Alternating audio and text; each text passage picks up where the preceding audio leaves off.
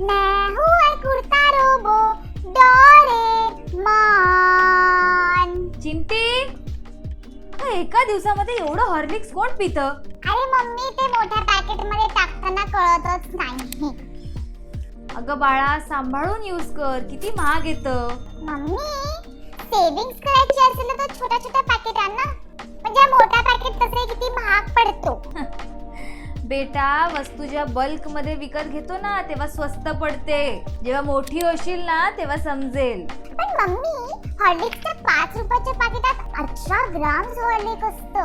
म्हणजे 1 रुपयामध्ये 3.6 ग्राम्स. आणि जो मोठा पॅकेट असतो 500 ग्रामचा, तो 245 रुपीजला मिळतो.